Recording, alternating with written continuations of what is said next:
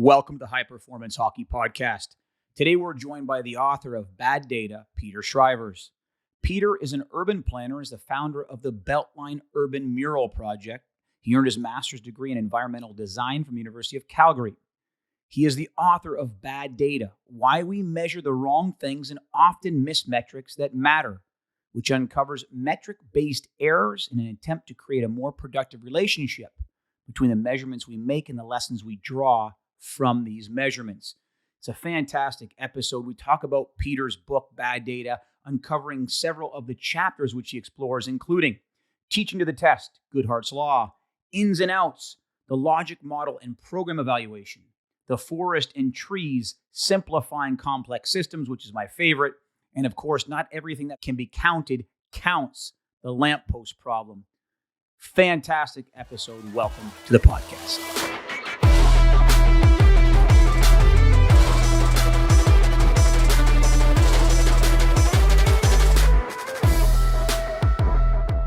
Welcome to the podcast, Peter. Thanks so much for joining us. Well, thanks for having me. Really excited about this. Bad Data, an unbelievable book that I had the opportunity to read, probably a few months ago in my kick with regarding statistics and metrics. And it was a massive eye-opener. And as we dive down into our interview more and more, I want to talk about the tie-in with sports science because the book inevitably is not about sports science. A little bit, but no, you're right. It's not. It's about like a lot of other things. But yes. Very little about sports science. I think I have one little section about it, but not much. Well, I want to get right into the meat and potatoes here. Yeah. It was an outstanding read. What was the impetus for you writing this book? You know, it actually started way back when I was in graduate school. And I'm an urban planner. I was going to graduate school for urban planning. And at the time, I was kind of really interested in kind of transportation and housing, right? So where do people live and how they get around?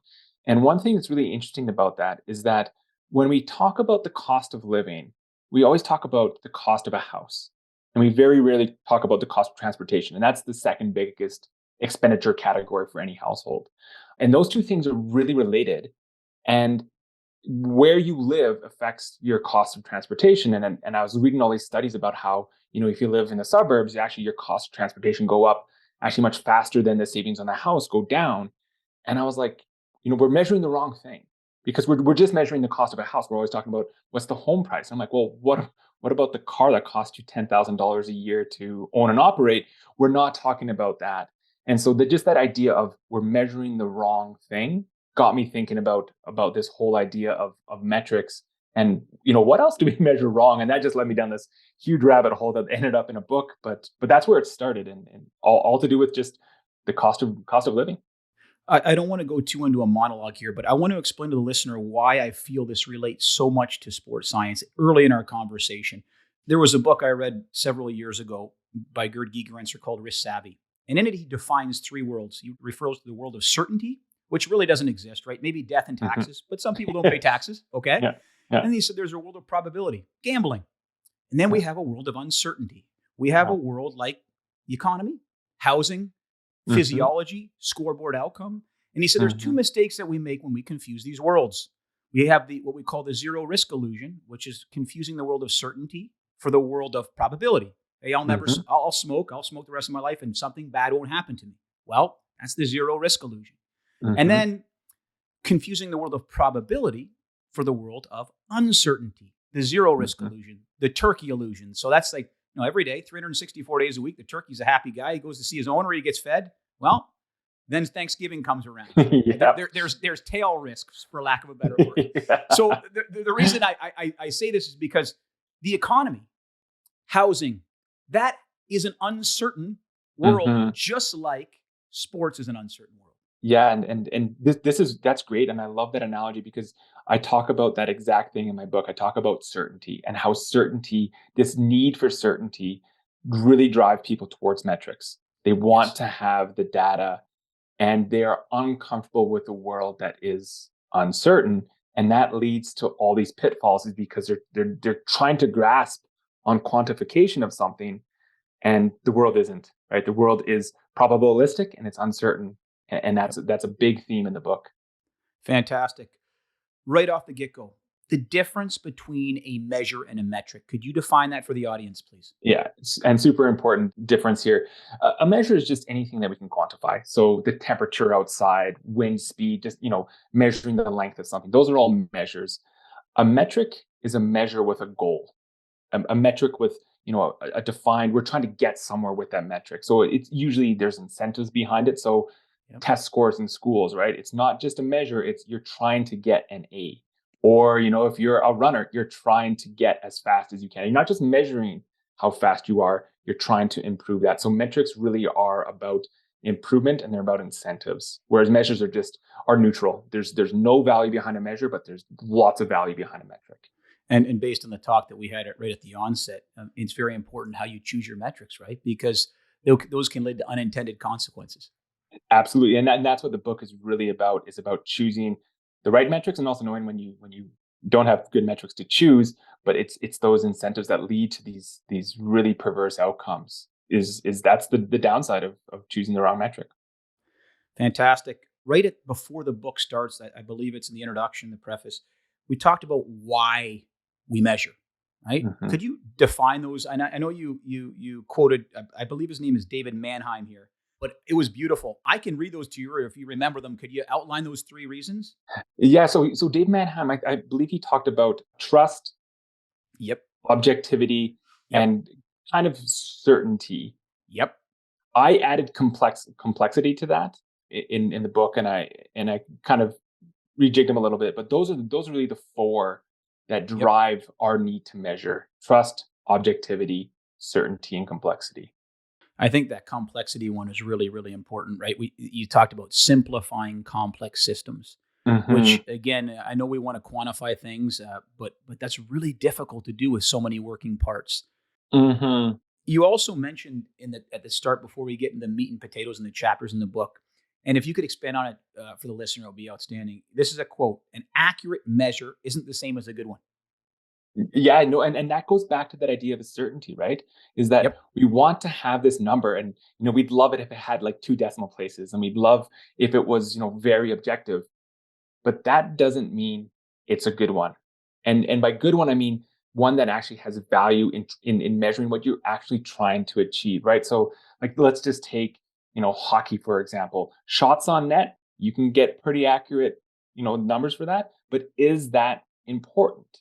Sure. Or is it, is that what's going to get gold scored? It might, but it's not necessarily the thing that's really important. And this happens everywhere, right? Like same thing with standardized tests in schools is being able to answer multiple choice tests. We can measure that with accuracy, but is it a good measure of understanding and learning? In a lot of cases, it's not.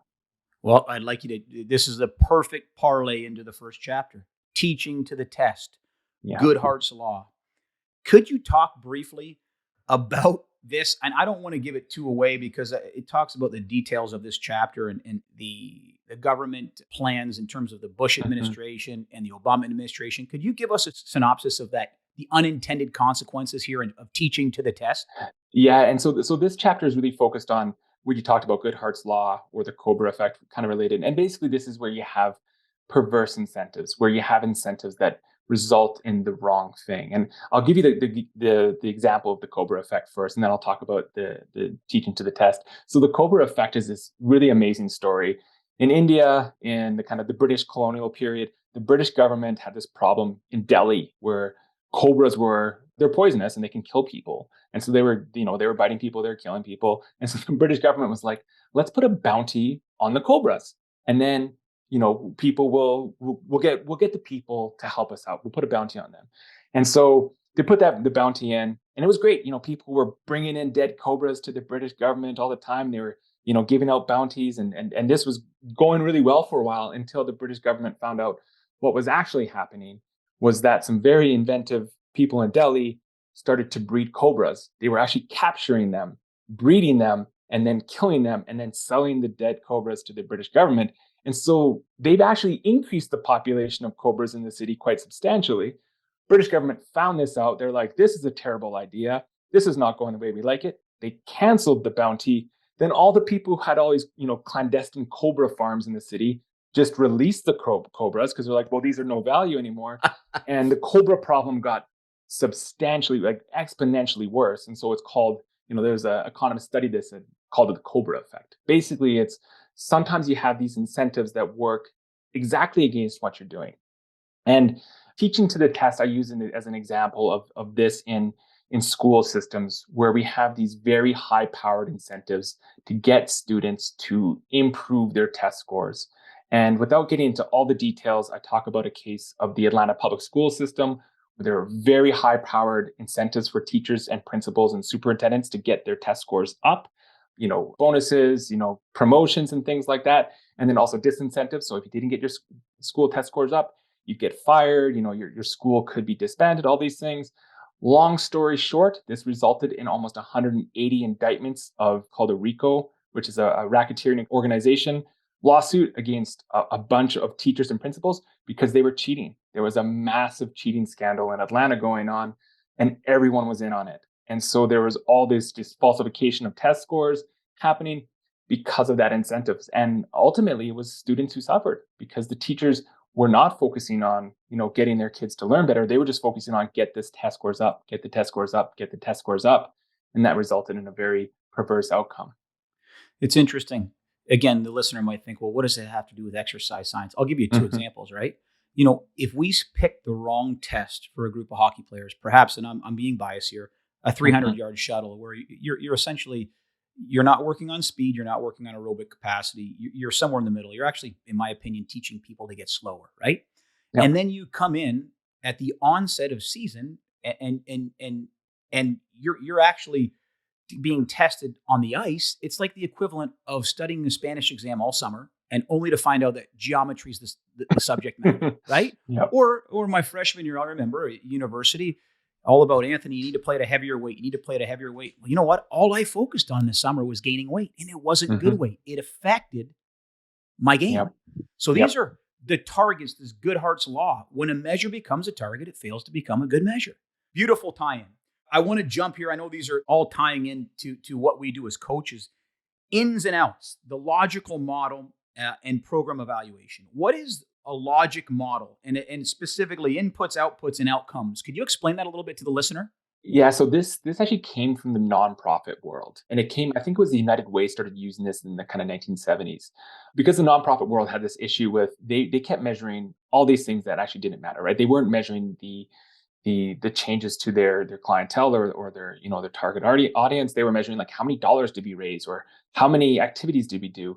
And so the logic model is a way of breaking down a program into different components that really talk about the process of going from your inputs to your outcomes. And so inputs, I'll just go through the model really quick here. Yeah, that'd be great. So the inputs, the model talks about inputs, activities, outputs, and outcomes. Okay. Inputs are basically your resources that you put into something. So this is typically funding, labor, hours, all that stuff. What are you putting in?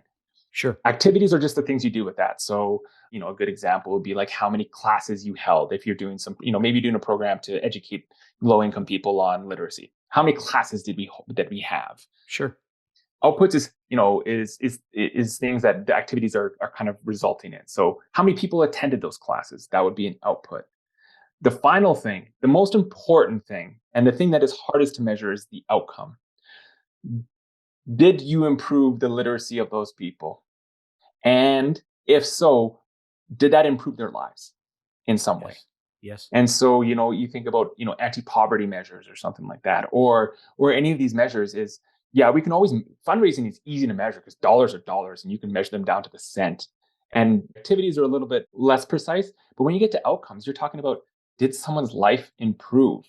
And that's hard to measure, but it's the absolute most important thing. And so the logic model is actually used in almost, when you get to any kind of nonprofit kind of social organization, they use logic models a lot, but it's not something that you see in a lot of other types of organization.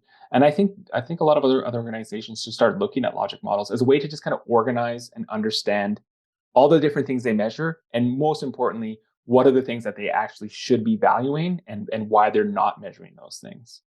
It was outstanding when I read it, and it's changed the way I kind of view metrics, period. A colleague of mine and close friend always said when it comes to measuring metrics, start from the scoreboard and work backwards. But what we Yeah. see, and I'm speaking a little bit biased here, what we see is many times as sports coaches, strength and conditioning coaches, is that we confuse low hanging fruit with a bountiful harvest, right? Yep. Yep. Those outputs that we look at from a physical standpoint, vertical jump, bench Mhm. press, 30-yard sprint, those are relatively easy to measure. Yep. But how does that affect the scoreboard?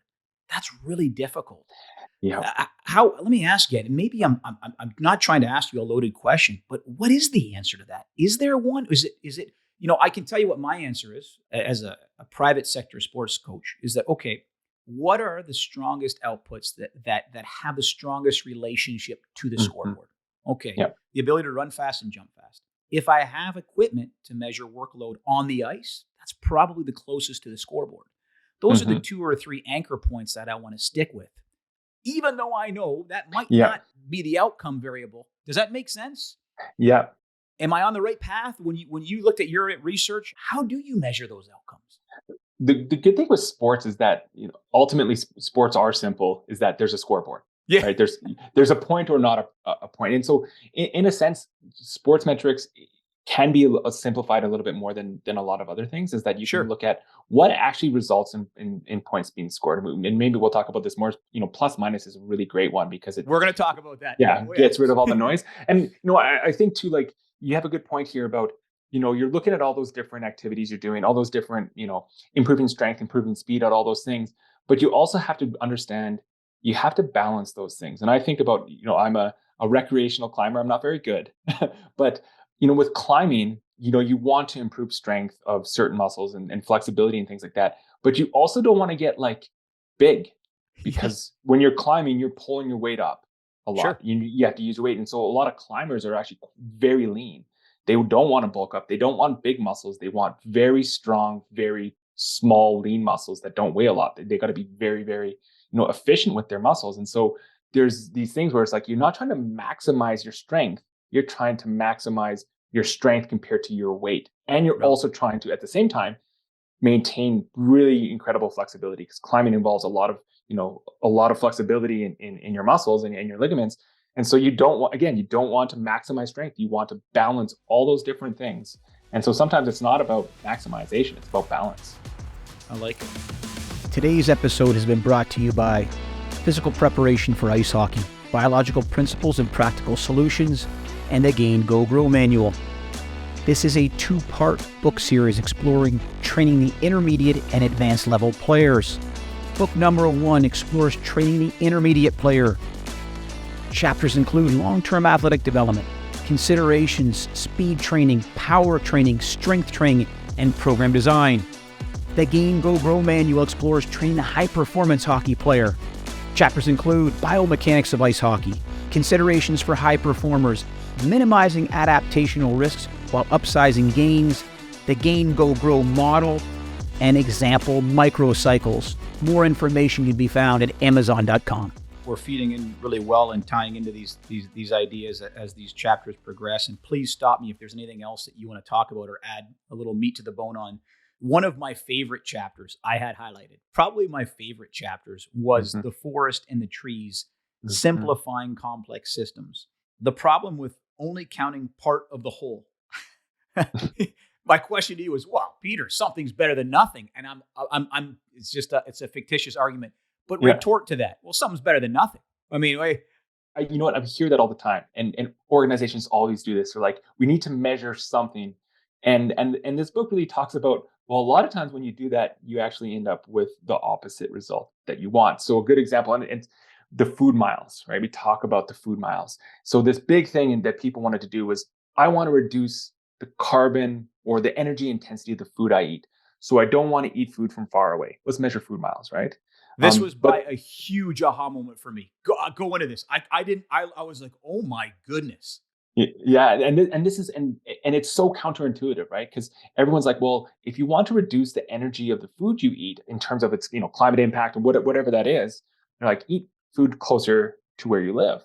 But the problem is when you look at the actual kind of whole process, the whole kind of continuum of food production and consumption, transportation accounts for about 5% of the energy that goes into food. 80% is producing the food. 80%. So a lot of times people are like, well, let's eat food close to home, but it comes from a greenhouse. And so that, whatever that, that apple or whatever that's been grown in that greenhouse is being pumped full of heat and energy for its whole growing season. And yes, it's closer to where you are, but you actually end up with this perverse outcome when you're actually increasing the carbon emissions or the climate impact of the food you eat. And a really good example is, I've read all these studies about food miles and about life cycle assessments of food. And one good example is that if you live in Britain and you want to buy flowers, you want to buy tulips for your loved ones, you can buy them from the Netherlands, which is right across the channel. It's very close. They're grown in a greenhouse. Or you can buy them from Kenya. And Kenya, they are flown in a plane. And in terms of the carbon impact, Kenya is far better than the Netherlands because they're grown in the sun and they're not grown in the greenhouse, even though they're going on a plane. Because again, that it's one plane trip instead of being in a greenhouse for months and months and months and grow, which is wild. I when I read these books and these reports, I was the same way. I was like, this is, staggering. I didn't know that it was this much. And in fact, it's actually a lot of times better to eat food from further away because it's grown more efficiently and with less energy. Completely eye-opening for me in that chapter. Completely. Yeah. I didn't realize 80%. See, my intuition on the outside looking in would be exactly what, travel, Mm-hmm. It's right next door. Mm-hmm. Very interesting. In that same chapter, you talked about your career as a basketball player. Okay. Yeah.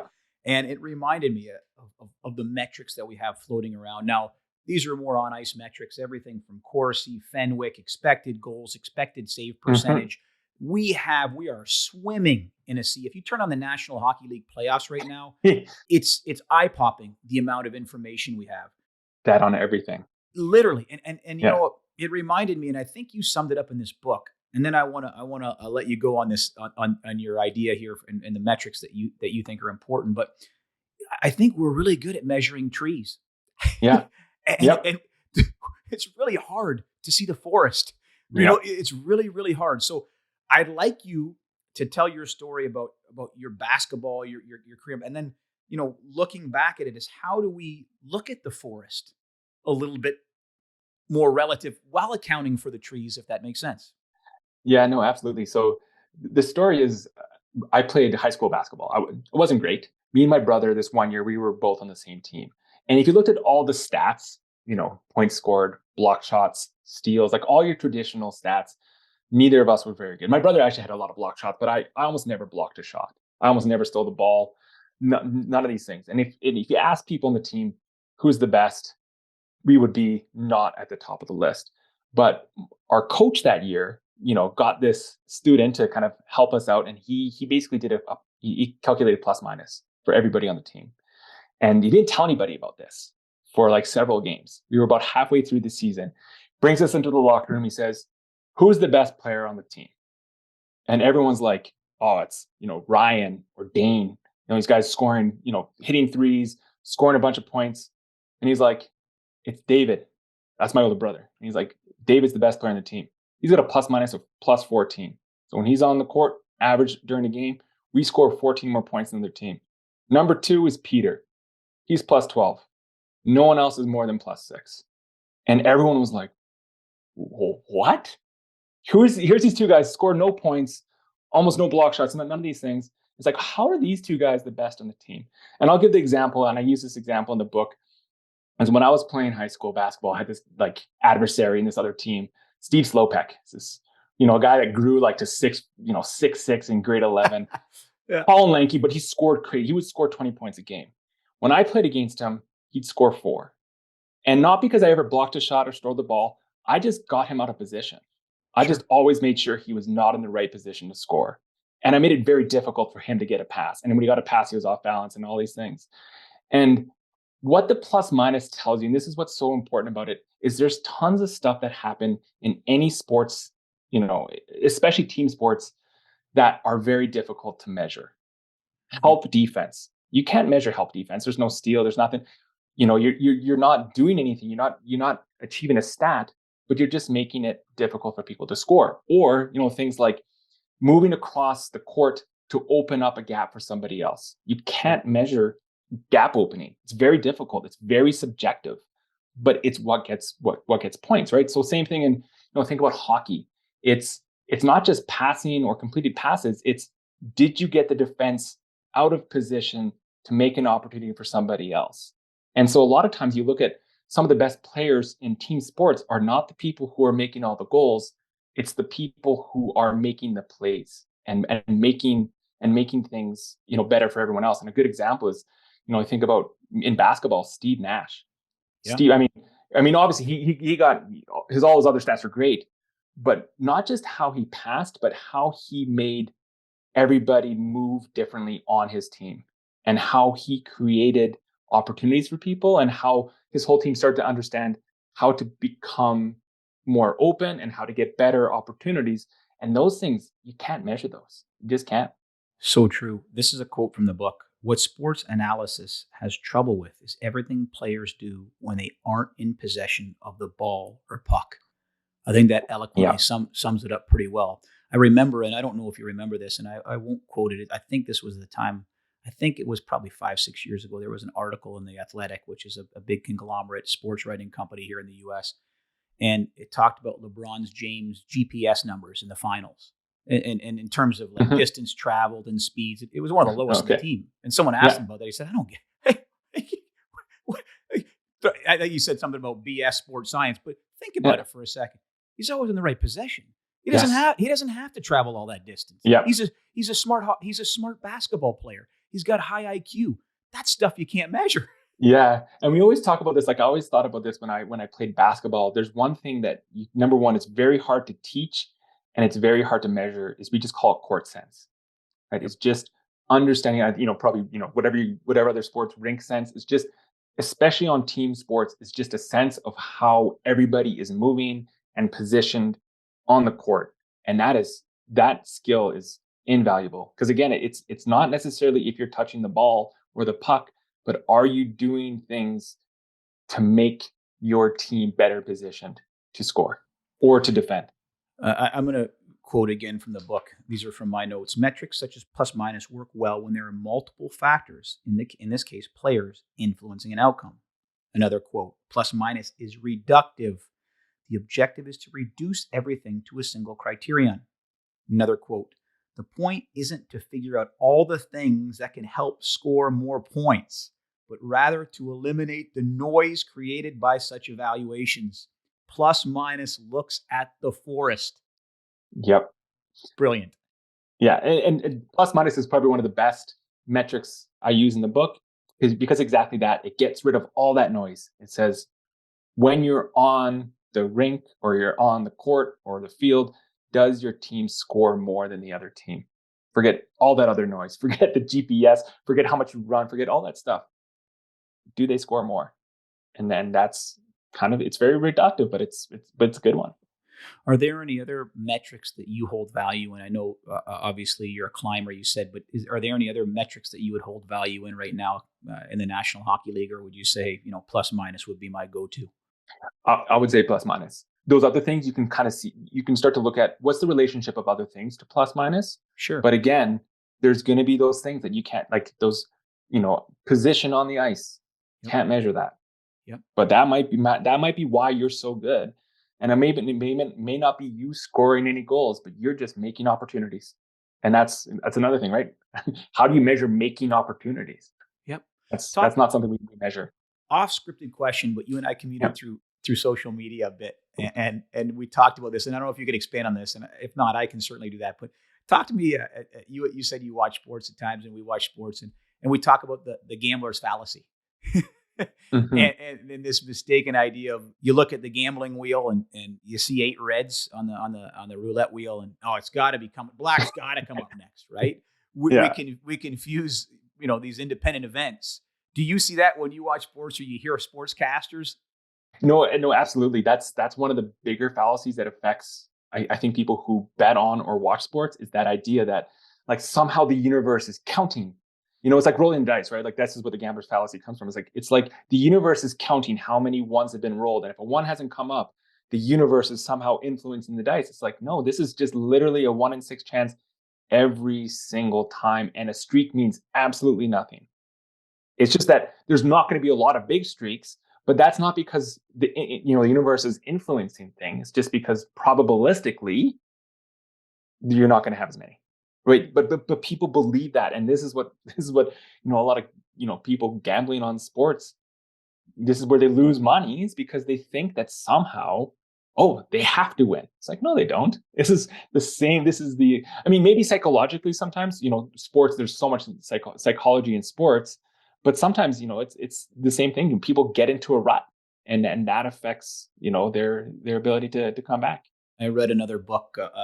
There's a model that talks about trying to make decisions in a complex world. There's a framework called the Cynefin framework, and it simply goes from, I believe it's complicated, complex, chaotic, and they have different decision hierarchies accordingly. And I stole this quote from the book. It was beautiful. It says, "History is not what happened, but what survives the shipwrecks of judgment and chance." And I think you could take that history and put scoreboard is not what happens. Yep. It was what survives the shipwreck of judgment and chance. Not saying that being prepared, not saying you don't watch video, not saying that you don't strength train. That's not what I mean, and that's not what I'm saying. But judgment and chance play a lot to do with history. Yeah, and that reminds me of, if you've ever heard of it, something called the survivorship bias. Oh yeah, yep, yeah, right. Like, so that it came from that. The analogy is, in World War II, the bomber squadrons would go fly out, they do missions, and then they come back, and people would look at where they got shot, and they'd say, we got to increase the armor in all those areas where we can see bullet holes from the anti-aircraft guns. And it's called survivorship bias, is because you're only looking at the planes that survived. The ones that crashed, those are the ones what you should be looking at, because you can't look at them. sure. You should look at those planes and say, well, these are all the places they can get shot and they won't go down. We got to improve the armor and all the things where we don't see bullet holes, because those are the ones where we get in. So that's why survivorship bias comes in. It's like, you have to not look just at successes. You also have to look at failures. You have to don't just look at, what's a successful athlete. You have to say, like, what are the characteristics of not just a successful athlete, but compare them. Are those same characteristics present also in unsuccessful athletes? And then maybe that's not the characteristic that you want to focus on. It's so well put. And I think if we bring it back to the athletes, I think if someone's testing physical capacities, it's what happens on either side, the outliers, right? The one, it's the out. Hey, whoa, this guy or girl's way off the grid in a negative side. They're the bottom, quartile, or they're off in a negative, an outlier. And conversely, what's he or she doing? Well, they're way ahead of the game. So it's almost, you're trying to tease out this bullet hole analogy, right? And outliers on either side, I think, is interesting when we test. And it talks about our need to try to quantify. I like your story with survivorship bias, tying that in. Not everything that can be counted counts. The lamppost problem. Could you talk a little bit about this chapter specifically, CompStat and law enforcement? Yeah, this was probably, when I was doing the research, this was, I would say, the second most crazy stories that I heard. And this chapter really focuses on the case of the New York Police Department, and then the kind of 1990s and early 2000s. And if people haven't heard about this, CompStat was basically a system that police departments were evaluating themselves on crime rates. So they were looking at specifically violent crime rates, and they were basically evaluating and incentivizing themselves on that. So the case in New York Police Department was a person named William Bratton, who was the police commissioner. He came in kind of with the task of trying to clean up crime in New York. And what he did, basically said to all his precinct captains, you got to get your crime down. And if you get your crime down, you get bonuses, you get promotions, you get all those things. If your crime rate doesn't go down, you lose your job. And it was, and as you read the book, absolutely crazy story, because what ended up really happening was a massive scandal in what's called downgrading and falsifying crime data. In that police departments were basically focusing on, basically cooking the books to show their crime rates going down. So this involves anything from just making it very difficult for people to report a crime. So someone goes into a precinct office, they're like, I want to report this crime. They're like, oh, no, you had to report that type of crime to that precinct office, 50 blocks away. And so people just wouldn't do that. So they would do things like that. Or they would even what's called downgrading crime. And so they'd find ways to take, if someone got assaulted and robbed, they would say, well, because we couldn't get an ID on the perpetrator, we're just going to call it missing property. And so that's the way that they were basically showing how they can reduce their crime rates, was basically they were, juking the stats. Absolutely wild story. But the lesson here really is that when you provide those incentives, very high powered incentives, and you provide, and you measure these very specific things, people will find ways to manipulate the stats. They will find ways to achieve those metrics without actually, in the case of crime, is they're not actually improving safety. They're just making it difficult for people to report crimes. The obvious question to follow up is, well, then what's a good measure? And I have a quote in this chapter, and I think the answer is maybe a grassroots effort. There's a quote. It says, shiny video screens, interactive maps, and mathematical prophecy have allures that are not shared by, say, a poorly attended community meeting in a church basement. And this is a gentleman by the name of David Sklansky. So you're getting to the community, the grassroots, right? It reminds me a little bit of this dichotomy between the context knowledge of like a scout or a new analytics, right? Like it's not one or the other. Can we use them both? Yeah. But one without the other, probably not so good.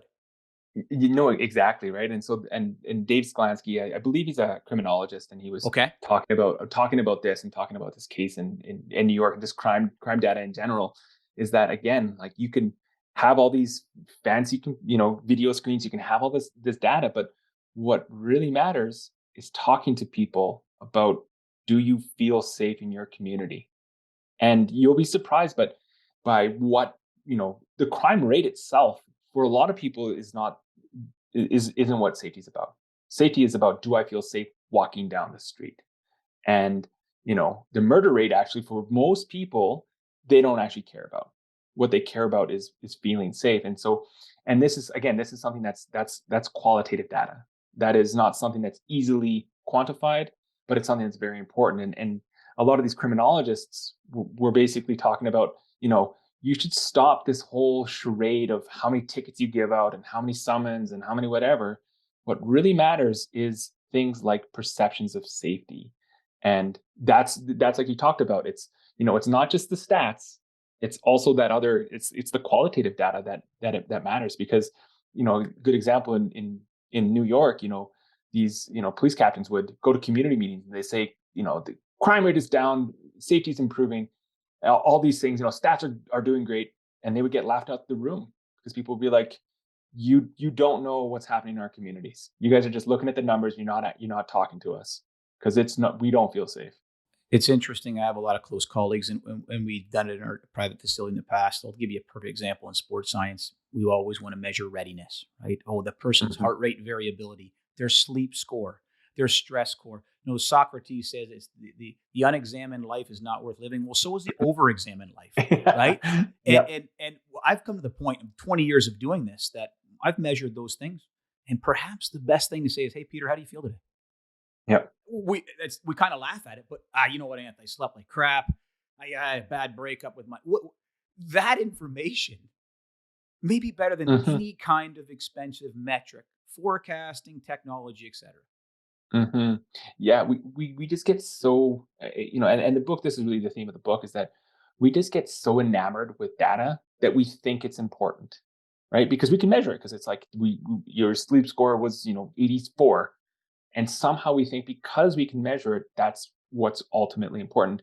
And I actually advocate in the book we should measure more things. I say that, but we need to treat them as they are. We have to give them less weight. We have to treat them, I think, of more as like indicators than metrics. Like, okay, it's just kind of like a gut check. Okay, what is, sleep score, all these things. Good, have that data, but that's not the full story. That's a part of the story. It's like the word count in a book. You can't just look at the word count in the book and understand what the book's saying. But word count might matter. It's an indicator.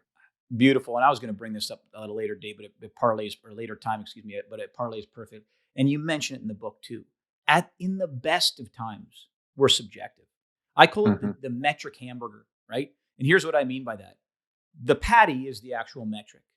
On both sides are the bun. The bun is, well, who decides what to measure and how is it being communicated? Yeah. So at the end of the day, even when you collect, or if you collect that number, there is subjectivity to it. Yes, absolutely. And that's something I talk about, is that whole idea of subjectivity and objectivity. Is people love metrics because they're like, oh, it's a number, that's objective. But just like you said, the subjectivity comes in is, well, who's choosing what to measure? Because that's the subjective value. And we can't get away from it. We can't get away from subjectivity. There's no such thing as objectivity, because at some point we have to make a decision about what we value. And maybe that metric is objective because it's just a hard quantifiable amount. But ultimately, what we choose to measure and how much we choose to value it, that's subjective. And we have to defend those decisions. And not saying we shouldn't, and not saying we should just throw it out, but we have to understand that and understand why we're making those decisions.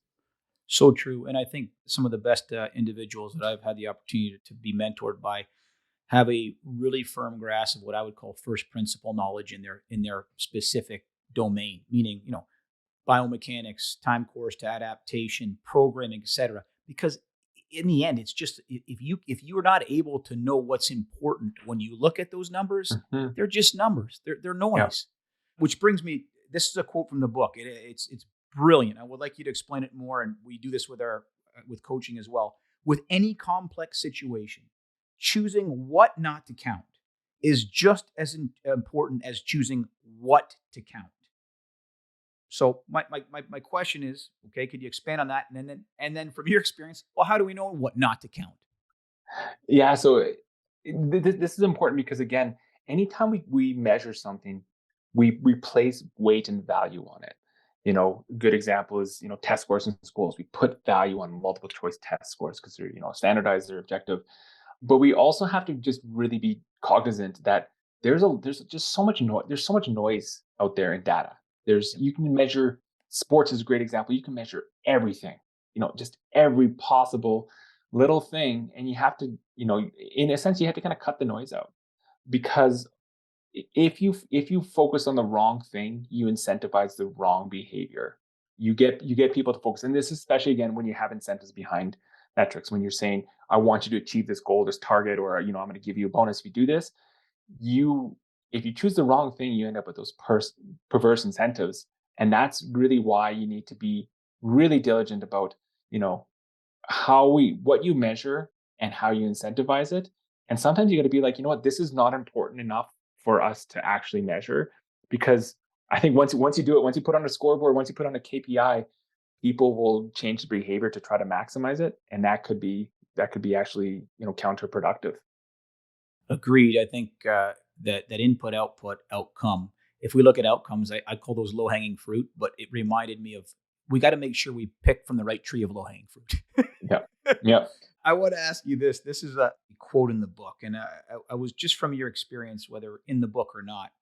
I call this, for me at times in sports science, kind of like the Wizard of Oz. Mhm. You're sitting behind the curtain, and you're being spoken to in kind of non-layman's terminology because you are the professional with this particular technology or whatever it may be. But this is a quote in the book: measurement sometimes becomes a substitute, a way to cover your rear, and an excuse for doing fun math and coding instead of dealing with the messy and hard to understand human interactions. By the way, that's David Mannheim again. Mhm. In your studies in writing this book, did you feel that there was that kind of Wizard of Ozish where we're just measuring things to, you're the content expert and you're the gentleman or the lady that was brought in because that's your content knowledge, and we can't question that person because we really don't know how Yeah. to question that person. Yeah, and again, like, just looking at all these different examples that looked during the book and during the research, is that, and I see this all the time, is just there's people who just love the data, but they don't like the messiness of all the things we talked about, the uncertainty, the probable, like all that stuff. They hate that. And so what they do is they just put as many numbers together as they possibly can, and they can be like, the graph is going up, without that understanding of, what are we actually trying to achieve here, because they don't like those kind of questions. And Yeah. so, yeah, math is fun. Math is simple, math is clean. You can put stuff in a spreadsheet, you can run all kinds of calculations and put things in nice fancy graphs, but are you actually measuring what matters? and what you're actually trying to achieve. And again, they don't like those they don't like those questions. And so, as whether you're a manager in a company, whether you're, yourself, you have to ask yourself, what actually matters? All these graphs and stuff, are they actually telling me what I need to know, or are all these just all fun, fancy graphs that would just be just like playing with numbers? And that's a hard question. And that's, by reading the book, you'll have a better understanding of how to get to that answer. But I think you're gonna, everyone has to use their expertise to understand what that is, and don't get don't get fooled, and don't get enticed by the numbers. Highly, highly recommended book. During the course of writing it, any other aha moments that you had in terms of stories that you could share with the audience about any of the measurement perverse incentives otherwise that you could share? Or if not, just curious, what was your favorite? You asked me my favorite chapter. I can tell you mine was the forest and the trees. What was your favorite chapter, and perhaps why? My favorite chapter, or I guess my favorite section of the book, was the Vietnam section, You got to because go on that. Yep. that one was wild. So I'll tell the story about this. So Vietnam was probably the most quantified conflict in history. Okay. And a big reason is because at the time, the Secretary of Defense, Robert McNamara, was a math whiz. Robert Okay. McNamara was he was a mathematics professor in Harvard at one point. He was the youngest faculty there. He worked for the US government during the World War II, did statistical analysis, something called the Office of Statistical Analysis, World War II, looking at stats of bomber squadrons and how to improve, bombing runs and all these things. He was basically put in charge of Vietnam. And what he did was he just quantified it. He just ran graphs and stats. They had, I think the number I remember was they were producing 14,000 pounds of reports every day for Vietnam. Good They were gosh. measuring just every possible thing in that war. The one thing that they didn't really ever grapple with was, why are we here? Why are we fighting? Who are we fighting for? And do the people of Vietnam want to fight with us? Because that question is, you can't say 7, you can't say 13%. Those things are very hard to measure. And so what happened in that war was that they were basically just trying to increase their stats all the time. At the start of the war, the first half of the war, they were measuring every possible thing you could possibly think about. I think they had thousands of different metrics that they were trying to increase or decrease or whatever. That wasn't working. About halfway through the war, or partway through the war, they basically said, okay, well, let's change our strategy. We're going to have one metric, and our metric is how many people we kill. And they basically went something called kill count. It was just we want to kill as many North Vietnamese army and Viet Cong soldiers as we possibly can, because we are hoping to basically win a war of attrition. And what's really, really fascinating about Vietnam is that up until about 2 weeks before they were evacuating people off the embassy rooftop in Saigon, all their stats were saying they were winning. They were always saying we were winning. The number of operations we have, successful operations we have, is, our percentage of successful operations is very high. Our kill to death ratio is very high. Our village stabilization is very high. And it's like they were just ignoring the big, big question of, why are we here? And it was fascinating to learn about what the Vietnamese were actually thinking. And for the Vietnamese, they were saying, what we care about in this war is how many coffins go back to the US. Because they, in their minds, they were like, we will fight till the end, and all of us will die, but we will get them out of our country. And the US, I don't think, ever understood that. And I was reading these reports by these, the CIA and the intelligence officers, and they're like, the Department of Defense doesn't want to understand this. They just do not want to understand this issue, and they're just obsessed with stats. And they lost the war because of it. It was fascinating. It was, horribly tragic because of just how much loss of life because of that. But just that, I think in of all the cases in the world, that was the people became way too metric crazy in that war. What are some lessons of all the research that you did for this book? I mean, if is it a matter of improving your critical thinking capacities? Is it a question of asking why? Is it a question of digging deeper when presented with a list of metrics? Yeah, I think, it really goes back to the quote that I start the book with by a man named William Bruce Cameron. And he says, not everything that counts can be counted, and not everything that can be counted counts. And the lesson of the book is that. And every chapter kind of relates to one of those two parts of that quote. And I think that's the biggest lesson is that, there's things that matter that you cannot measure, and there's things that you measure that just don't matter. And that the book really is about trying to understand, the difference between those two, and where you have those two. There are things that we measure that do matter as well. So Sure. it's Yep. also important Yep. to know that. Yep. That's the ultimate question you have to ask yourself is, what is it, what matters that I can't measure? And how do I focus on that? And what are the things that we're measuring that just don't matter? And maybe we should stop measuring them, or at least give them less weight or less attention. It's an eloquent synopsis. I think what I look at it in reading your book, also reading the book, The Tyranny of Metrics, I look at it and try to have a lens for my metrics. I have a couple pillars. I say animate versus inanimate. Don't confuse clouds with clocks, right? I come back to a quote from Epictetus. No man has ever stepped in the same river twice, for he's not the same man as not the same river. There's Hmm. always going to be fluctuations at the hardest things to measure. Don't confuse clouds with clocks. One's complex, one's complicated. I call it the utility of significance. Again, confusing the bountiful harvest for the low hanging fruit, which again is you would say input, output, outcome, right? Hmm. And then this last one, I thought like not everything is solvable. Sometimes it's better left undone. Another Yeah. quote that I had from another book: complex problems cannot be solved because any attempt to create a solution changes the nature of the problem. Yep. I guess, have you created any like heuristics? How do you view that? Like, would you concur with a lot of the things that I just stated in terms of measuring not just sports, but the economy and complex systems in general? And that reminds me of, and this is something that actually maybe also inspired my book. This is back when I was in undergrad. I was in this class, in political science, and we were talking about peacekeeping.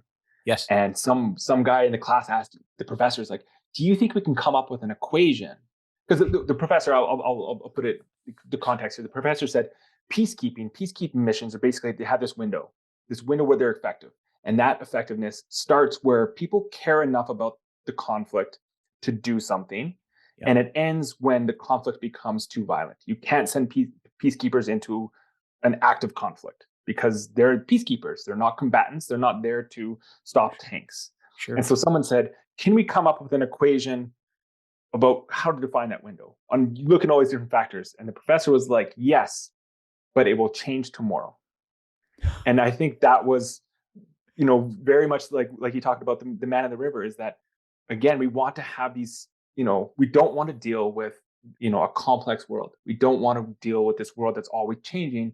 We want to just set things in stone and have these metrics and have these numbers and just be able to put things into the computer, have the algorithm run and spit out a number. But that's not how things work. And that's how not things are never going to work that way. And we always have to be able to kind of readapt and rethink. And metrics and data is helpful for us, but ultimately it's us that we have to think. That's the thing is we can't use metrics to stop thinking.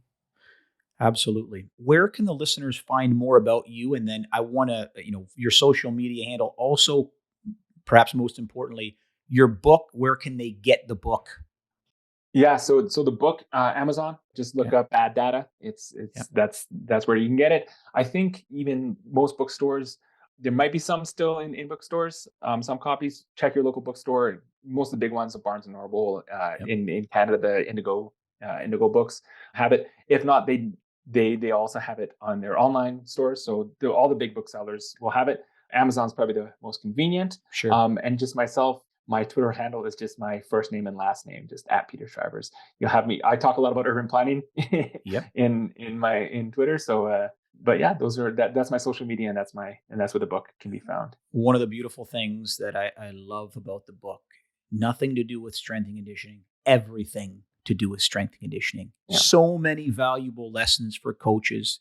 Beautiful read. What's next for Peter Schryvers? What's next for you? What are you up? Are you writing another book?